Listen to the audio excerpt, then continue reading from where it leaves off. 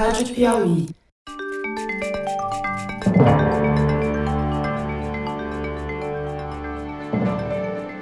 Opa, eu sou José Roberto de Toledo e este é o Luz no Fim da Quarentena, uma coprodução da revista Piauí com a Rádio Novelo.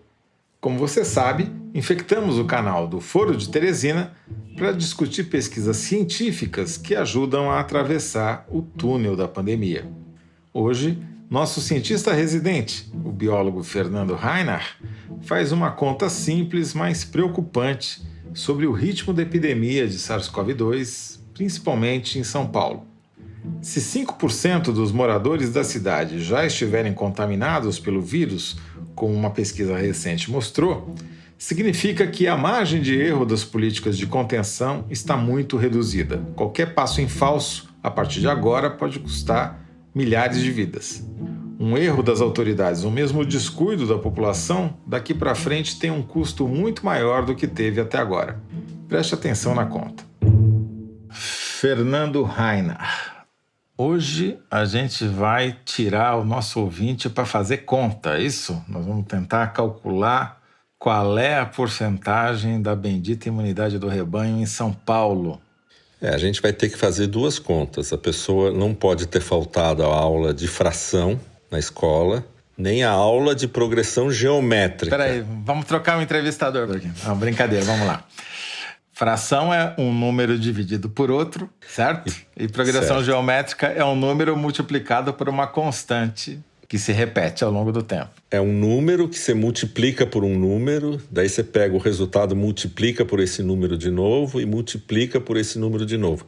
Ou seja, dá um exemplo aí, Fernando, por favor. Então, sei lá, começa com 10 mortes e a constante é 2. Então, 10 mortes, a constante é 2, vai dar 20 mortes. A constante é 2 de novo, vai dar 40 mortes. A constante é 2 de novo, vai dar 80 mortes. E é assim que o vírus se propaga na população. Vamos pegar o caso de São Paulo aqui. O último dado, 38.605 casos, sendo que 2 semanas antes eram 20.464. Aí, quando você faz a conta, divide um pelo outro, subtrai o valor de base, vai dar um crescimento de 88%.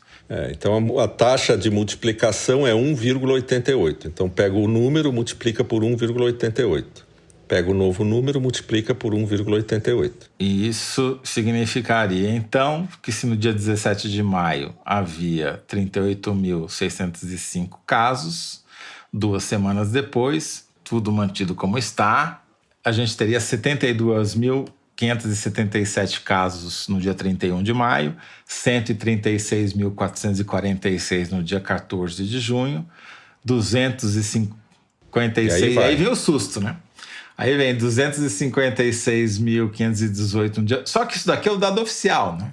E vocês, no estudo de vocês, estudo feito pelos professores da USP, pelo IBOP, pelo Laboratório Fleury, mostrou que há indícios de que a subnotificação em São Paulo seja da ordem de 92%, que seria necessário multiplicar por 12 o número de casos para se chegar no número de casos reais, né? Na verdade é que só 8% dos casos estão na estatística, do jeito que ela é coletada, né? Então, por exemplo, no dia 17 de maio, quando as estatísticas oficiais falavam em 38.605 casos, multiplicando por 12, a gente teria 463 mil casos. Portanto, usando o mesmo raciocínio que você fez dos 88% de crescimento a cada 2 semanas, no dia 31 de maio, final do mês, a gente teria 871 mil casos. No dia 14 de junho já teria 1.637. No dia 28 de junho, 3 milhões. E no dia 12 de julho, 5.800.000 praticamente, que é mais da metade da cidade. Ou seja, lá pelo dia 15 de julho, a gente estaria chegando a 60% da população contaminada pelo SARS-CoV-2. E 60% é um númerozinho mágico, né? É importante de lembrar isso, é que essa conta, ela não é um modelo, né? Ela pega o que aconteceu nos últimos 15 dias e fala, se tudo continuar igual, ou seja, nada pode ser alterado. E isso não é a realidade, as coisas vão ser alteradas, né? Não só porque os números maiores de casos vão provocar uma sensibilidade maior da população, mas um número de casos, quando começa a ficar muito grande, ele provoca já os efeitos da imunidade de rebanho, que retarda o crescimento, né? Agora, a imunidade de rebanho tem uma conta, né? Que eu acho que é importante você explicar para as pessoas entenderem que não é um número sacado da cartola. A imunidade de rebanho, ela assim, cada pessoa que se infectar na cidade e for resistente, ela dificulta um pouco a vida do vírus. E aí vai subindo. Quando você tiver 5% das pessoas, ainda não afeta muito o vírus. 10% também não. 30%, 40%, 50% começa a afetar. E chega uma hora que ela realmente começa a bloquear o espalhamento do vírus. E essa conta do momento em que ela começa a bloquear o espalhamento do vírus é quando o efeito da imunidade de rebanho começa a ser muito importante no que está acontecendo, né? Esse número ele é calculado baseado na capacidade de infecção do vírus, que é uma coisa meio intuitiva. Um vírus que transmite muito fácil de uma pessoa para outra precisa de muito mais pessoas imunes para ele parar de se transmitir. Um vírus vagabundo, que tem muita dificuldade em se transmitir, a imunidade de rebanho é atingida com uma porcentagem menor da população, né? Então tem uma formulazinha que diz o seguinte, que a fração da população que tem que ser infectada para ter a imunidade de rebanho é igual a 1 menos uma fração que é 1 sobre o R0 do vírus. O R0 é o número de pessoas que são infectadas por uma pessoa logo no início da pandemia, quando não acontece nada, logo no início. Quer dizer, quando 100% da população é vulnerável ao vírus. E o R0 do novo coronavírus está em... O R0 do novo coronavírus tem muitas estimativas, mas um número razoável para a gente usar é 2,5. O Imperial College London fez os estudos que são mais citados sobre esse assunto. Ele calculou uma gama de R0s, mas a mediana seria exatamente 2,5, que ou seja, um contaminado zero, né? O primeiro paciente contaminaria 2,5 pessoas, que é o que é ruim de explicar, porque 2,5 não existe, mas enfim, o segundo cara teria que, juntos, o primeiro e o segundo contaminariam 5, velho. Tá bom. Você era ruim de matemática, hein, Toledo? Dá para ver aqui. Mas aí, voltando ao assunto aqui, bom, então, qual é a imunidade de rebanho, o limite quando começa a atuar a imunidade de rebanho no caso de você ter um R0 de 2,5? É 1 menos 1 dividido por 2,5. Se você fizer essa conta, dá 0,6. Ou seja, 60% da população tem que ser infectada. O que é interessante nesse número, Toledo, é o seguinte: ele vale para uma população absolutamente homogênea, onde todas as pessoas são iguais perante o vírus. Ou seja, todas as pessoas transmitem o vírus com a mesma facilidade e todas as pessoas se infectam com a mesma facilidade. Quando você tem uma heterogeneidade na população, a imunidade de rebanho é atingida em valores mais baixos, ou seja, nesse caso seria abaixo de 60. Hoje em dia a gente não sabe qual é essa heterogeneidade, sabe? A gente sabe muito bem que heterogeneidade existe. Por exemplo, as crianças são menos afetadas do que os adultos. Os homens são mais suscetíveis de desenvolver a doença do que as mulheres. E aí tem várias coisas também, comorbidades, etc. Mas a gente não tem uma medida dessa heterogeneidade. Sim, quer dizer, a gente não sabe se as crianças e as mulheres apenas não desenvolvem a doença na sua forma mais grave, ou se elas nem sequer são contaminadas, né? Então, tem um monte de questões que a gente não sabe, mas algum tipo de heterogeneidade existe. Então, se o R0 for 2,5, é de 60 para baixo, tá certo? Pode ser só 59, mas pode ser 40 também. Aí vem a questão. Se no lugar, na parte de São Paulo, que a gente teve o maior número, maior porcentagem de pessoas já infectadas, que deu 5,2%, quão longe nós estamos da imunidade de rebanho? E as pessoas todas falam para mim, não, 5,2% é um número pequeno, 5,2%. Porque quer dizer que 95% da população ainda não foi infectada.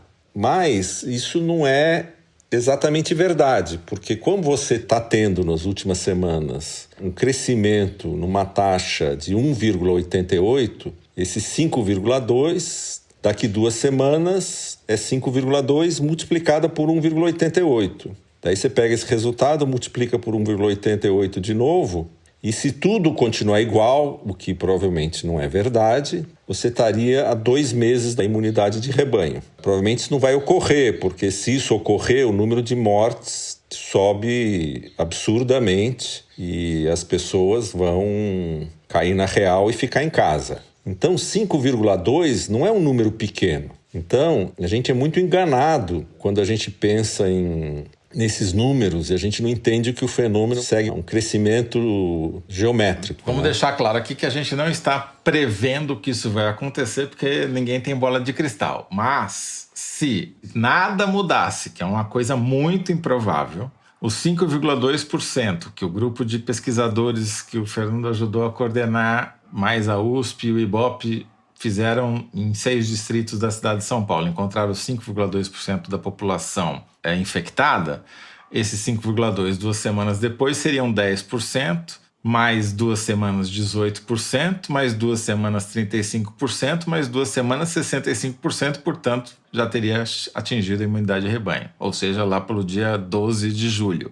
Porém, como o Fernando acaba de explicar, as coisas não permanecem como estão e a própria imunidade do rebanho vai reduzindo essa taxa de crescimento do espalhamento do vírus, não é isso? Esse exemplo é só para mostrar como uma coisa que cresce multiplicada sempre por um fator, cresce rápido. Ela parece que não está crescendo, de repente ela cresce. Exatamente. E o outro lado dessa conta é o custo dessa evolução nesse ritmo, né? Que a gente também fez a simulação aqui. A gente chegaria no final do mês com cerca de 9 mil mortes, mais 2 semanas quase 15 mil, mais 2 semanas 23 mil, chegaria lá na imunidade do rebanho, lá no dia 12 de julho, com 36 mil mortes, sem contar todas as mortes que provavelmente advirão do fato de que as UTIs vão estar absolutamente lotadas e não vão estar dando conta de atender todo mundo que precisa delas, e o que vai aumentar a mortalidade não só por Covid-19, mas por todas as outras causas de morte que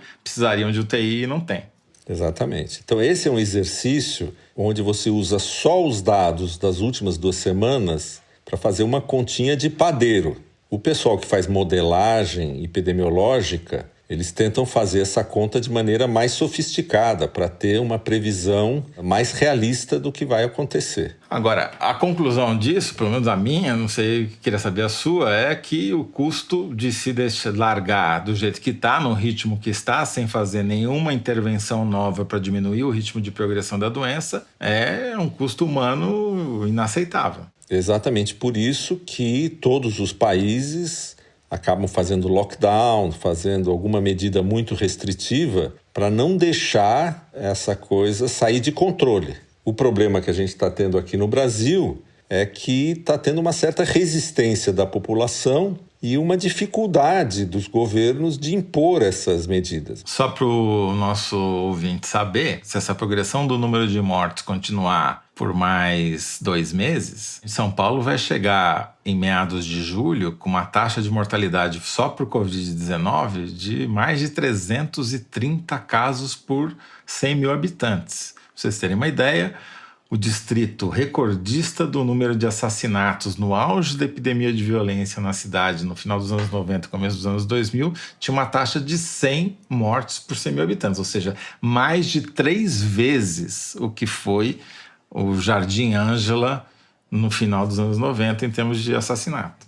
Exatamente. Então isso dá uma dimensão real do problema que a gente está enfrentando, né? E isso mostra também que 5,2 é um número grande. Se você pega, por exemplo, a taxa do Rio Grande do Sul, do estado do Rio Grande do Sul, onde foi medido, eu acho que é 0,12%, e você fizer essas multiplicações por 1,88, para aquela região chegar onde está São Paulo hoje, é muito mais de 2 meses. Ou seja, a gente já está numa zona de perigo muito alta para ter uma mortalidade explosiva. É isso que você está dizendo?